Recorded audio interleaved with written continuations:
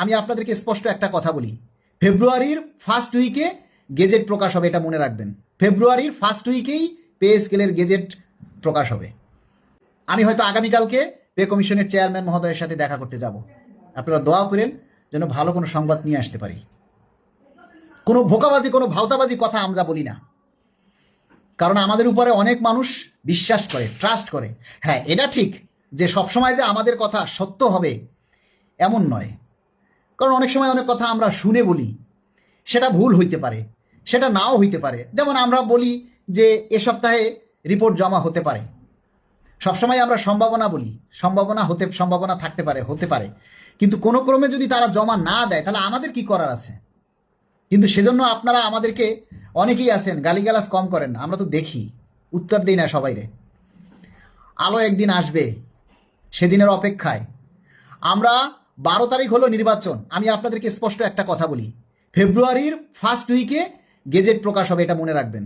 ফেব্রুয়ারির first উইকেই pay স্কেলের gazette প্রকাশ হবে। আর যদি না হয় তাহলে এবছরে এবছর না, আর 5 বছরে আর হবে না। কিন্তু আমরা সবাই এই দাবির ব্যাপারে সোচ্চার না। এই 2-500 মানুষই আমরা শুধু এই পে স্কেল নিয়ে লাফালাফি করি, বাকি কেউই ভাই ঘরে বসে দিয়েছে চুপ করে। আপনারা সবাই যদি নিজেরা দায়িত্ববান হতেন, নিজেরা দায়িত্বশীল হতেন, তাহলে অনেক আগেই আমাদের দাবির কথাগুলি আমাদের কি বলে আগাইয়ে যেত। এই যে সচিবালয়ের এক নেতা গাদ্দারি করে পে স্কেলের দাবি থেকে সরে এসে আজকে তিনি লাল দালানের ভাত খাচ্ছে। কেন রে ভাই? সারা বাংলাদেশের মানুষের দাবি থুইয়া কেন আমি নিজের দাবি নিয়ে দৌড়াইতে গেলাম? কেন নিজের দাবি নিয়ে দৌড়াইতে যাব? আজকে যদি পে স্কেলের দাবিতে উনি গ্রেপ্তার হইতো তাহলে কি আপনারা সবাই থাকতেন না? আপনারা সবাই থাকতেন না পাশে? এই যে পে স্কেলের দাবিতে বিভিন্ন ষড়যন্ত্রমূলকভাবে আমাকে সাসপেন্ড করা হইলো, আপনারা প্রতিবাদ করছেন না?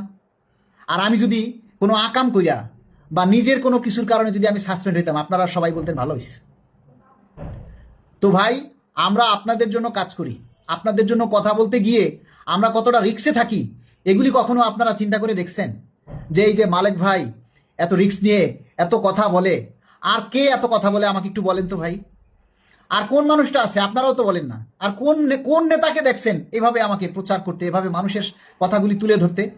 আমি পুলিশের কথা তুলে ধরি, বিডিআরের কথা তুলে ধরি, সেনাবাহিনীর কথা তুলে ধরি, যত ডিফেন্সের সদস্য আছে তাদের কথা বলি, আপনাদের কথা বলি, মানুষের ন্যায্য অধিকারের কথা বলি। আর কোন নেতাকে দেখছেন এভাবে বলতে? তারা শুধু কর্মসূচি ঘোষণা করে, কিন্তু কর্মসূচিটা বাস্তবায়ন করে উঠানোর দায়িত্ব আমাদের। আমরা সেই দায়িত্বটা পালন করি আপনাদের সহযোগিতা নিয়ে। আপনারা সহযোগিতা করেন বলেই আমরা এত দূর পর্যন্ত আসতে পেরেছি। আপনারা সহযোগিতা করেন বলেই কিন্তু আজকে আমরা 15% বেশি সুবিধা ভোগ করছি। আপনারা যদি সবাই দায়িত্বশীল হতেন, আপনারা যদি সবাই যার যার জায়গা থেকে নিজের দাবিটা তুলে ধরার চেষ্টা করতেন, তাহলে ভাই হয়তো আমরা আরো অনেক দূর এগিয়ে যেতাম, অনেক দূর এগিয়ে যেতাম। তাই আপনারা একটা কথা, আমরা শেষ সময় পর্যন্ত আমি একটা কথা বলেছি যে আমার শরীরে শেষ বিন্দু রক্তবিন্দু থাকা অবস্থায় আমি আন্দোলন থেকে সরে যাব না, এবং যতক্ষণ পর্যন্ত পে স্কেলের গেজেট প্রকাশ না হবে ততক্ষণ পর্যন্ত আমি থামবো না। এবং আগামী ফেব্রুয়ারি মাসের 12 তারিখ হলো নির্বাচন। আগামী ফেব্রুয়ারি মাসের 12 তারিখ নির্বাচন। আমরা ফেব্রুয়ারির 10 তারিখ পর্যন্ত অপেক্ষা করব গেজেটের। আগামী ফেব্রুয়ারি মাসের 10 তারিখ পর্যন্ত আমরা গেজেটের জন্য অপেক্ষা করব।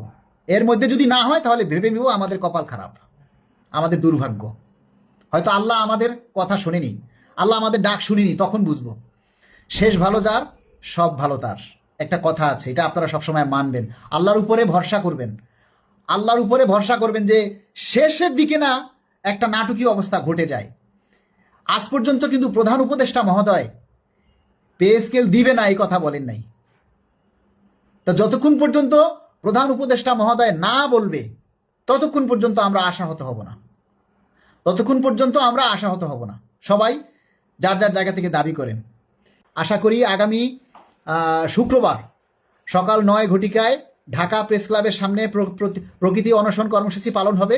যারা ঢাকার মধ্যে আছেন বা ঢাকার আশেপাশে আসছেন, আপনারা চাইলে আমাদের এই ঢাকা প্রেস ক্লাবের সামনে এই কর্মসূচিতে অংশ নিতে পারেন, অথবা আপনারা নিজের জায়গায় যদি বসে কর্মসূচি পালন করেন সেটাও করতে পারেন। তবে যারাই করেন সেটার ছবি ভিডিও প্রচার করবেন যাতে মিডিয়ায় আসে। আমরা অনেকেই কয় কঠিন কর্মসূচি দেন, কঠিন কর্মসূচি দেন। আরে ভাই, সহজ কর্মসূচি তো আপনি পালন করেন না, কঠিন কর্মসূচি কেমনে পালন করবেন? সহজ কর্মসূচি পালন করে প্রমাণ করেন যে আপনি কঠিন কর্মসূচি পালন করবেন। আমরা 64টি জেলার প্রেস ক্লাবে এবং প্রতিটা উপজেলায় আমরা এই অনশন কর্মসূচির ছবি দেখতে চাই। তাহলে বুঝবো যে না, আপনারা সত্যিকারে সবাই পে স্কেল চান এবং সবাই কঠিন কর্মসূচি পালন করবেন। সরকার, আমরা তো এখনো জানি যে সরকার এরকম কিছু বলে নাই। যারা বলে তারা এককভাবে রাষ্ট্র চালায় না, তারা এককভাবে রাষ্ট্র চালায় না, রাষ্ট্র চালায় প্রধান উপদেষ্টা। তিনিই বলতে পারবেন দেবে কি দেবে না, ঠিক আছে? তিনি একমাত্র বলতে পারবেন যে পে স্কেল দেবেন কি দেবেন না। তিনি কিন্তু এখনো আমাদেরকে না করেননি। মাননীয় প্রধান উপদেষ্টা মহোদয় 15% বিশেষ ভাতা দেওয়ার পরও যখন পে কমিশন গঠন করেছেন, তাহলে নিশ্চয়ই পে কমিশন দেওয়ার জন্যই, পে স্কেল দেওয়ার জন্যই পে কমিশন গঠন করেছেন। এবং মাননীয় প্রধান উপদেষ্টার প্রতি আমাদের সেই আস্থা আছে, আমরা এখনো আশা হারাইনি। আমরা ফেব্রুয়ারির 10 তারিখ পর্যন্ত আশা রাখছি। 12 তারিখে কি মিটিং হবে? না তো, 12 তারিখে মিটিং হওয়ার তো কোনো কথা শুনিনি। 14 তারিখে মিটিং হতে পারে।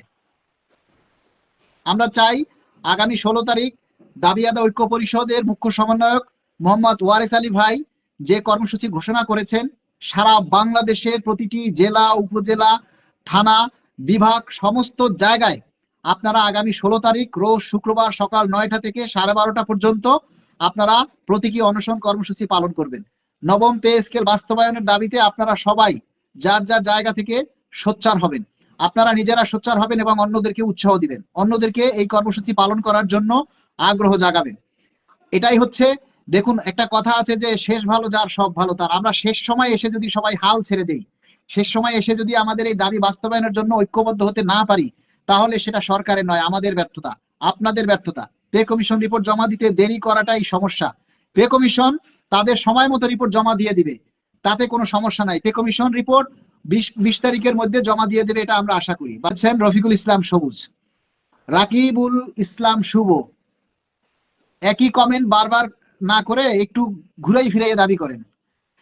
আচ্ছা, সুমন মাহমুদ লিখেছেন মেট্রো রেল, ট্রেন, চাকরিজীবী ভাইদের কর্মবিরতির ঘোষণা দেন, তাহলে সফলতা আসবে। আমি মনে করি যে বাংলাদেশ রেলওয়েতে যারা আছে তারা একটা দিন যদি রেল বন্ধ করে রাখে তাহলে ঠেলা সামলাই যাবে। বাংলাদেশ রেলওয়েতে যারা আছে তারা যদি একদিন রেল বন্ধ করে রাখে পে স্কেলের দাবিতে, তাহলেই খবর হয়ে যাবে আশা করি। নাসিমা মন্ডল, পে স্কেল পরে নির্বাচন, আগে পে স্কেল। আব্দুল হক ভাই, পে স্কেলটা খুব দরকার ছিল, আপনি খুব কষ্ট করছেন সবার জন্য, ধন্যবাদ। আব্দুর রহমান স্যার, আপনি সবার জন্য কষ্ট করছেন। পারভেজ আলম লিখছেন ইনশাআল্লাহ। রুহুল আমিন লিখছেন ইনশাআল্লাহ। 16 তারিখ ভাই আপনার সাথে দেখা হবে ইনশাআল্লাহ। 16 তারিখ যারা পারেন সবাই ঢাকায় চলে আসবেন। ঢাকার মধ্যে, ঢাকার বাইরে থেকে কাউকে আসতে হবে না, ঢাকার বাইরে থেকে কাউকে ঢাকায় আসতে হবে না। ঢাকার বাইরে যারা আছেন আপনারা আপনাদের জেলায়, আপনাদের উপজেলায়, আপনার থানায় আপনারা কর্মসূচি পালন করবেন শান্তিপূর্ণভাবে, যাতে সরকারের কোনো কিছুতে বাধা বিঘ্ন না ঘটে, বিশৃঙ্খলার সৃষ্টি না হয়, সেদিকে খেয়াল রাখবেন। জনগণের বা জানমালের যাতে কোনো ক্ষয়ক্ষতি না হয় সেদিকে আপনারা খেয়াল রেখে শান্তিপূর্ণভাবে আগামী 16 তারিখের কর্মসূচি পালন করবেন। কারণ আমাদের দাবি আমাদের পেটের ক্ষুধার জন্য, আমাদের আন্দোলন আমাদের বেঁচে থাকার জন্য। এটা কোনো রাজনৈতিক আন্দোলন নয়, এটা কোনো ভোটের আন্দোলন নয়।